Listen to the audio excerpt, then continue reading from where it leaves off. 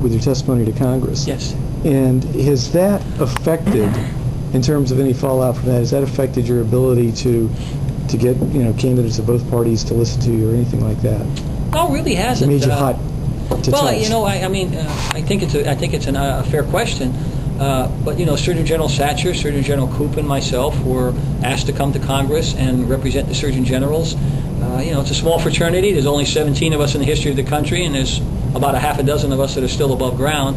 And so, we represented the Surgeon Generals, and we reported on our experiences over working for 4 presidents in very diverse, from very liberal to very conservative administrations, and we reported the facts of how difficult it is sometimes to sustain a health and science agenda when it, may conflict with the political agenda. In fact, the overwhelming majority of comments I've received have been bipartisan. Yeah. On both sides, it's saying, well, it was the right thing to do. Thank you for standing up. Thank you for telling the truth. Because our real goal was not to point out any specific president or any specific administration, but to say, you know what, guys, the system's not working optimally for the patients, okay, or for our citizens, and you ought to consider making some changes. And one is empower the Surgeon General to speak out, empower the Public Health Service to do what's right for the people, irrespective of what party is in power. Yeah. With very simple messages. So they actually resonated with many people, and I received volumes of emails and calls from my colleagues who are still in government, some who are outside of government, saying, thank you for speaking up. And I think a lot of Republicans at this point and during this election would really like to distance themselves from a lot of those problems that you had to deal with. You're probably right.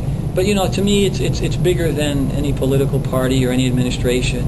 It really is a trend that's gone on for decades, and really one that doesn't benefit the American public. And we just say, look, we're the doctor of the nation. We're not the doctor of a political party.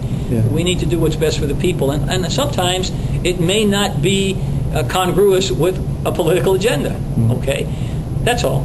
So, but, and so I haven't had any problems with that, nor have my colleagues, Surgeon General Koop or Satcher, who I speak to regularly, or the other Surgeon Generals, because we recognize, like with the Partnership to Fight Chronic Disease and the issue of chronic disease, it affects both sides of the aisle. We have numerous issues before us as a nation that are bipartisan, that although political people on both sides of the aisle may not be able to agree on a course of action, the fact is they affect each party equally, and they affect our citizens equally, and that's the approach we take.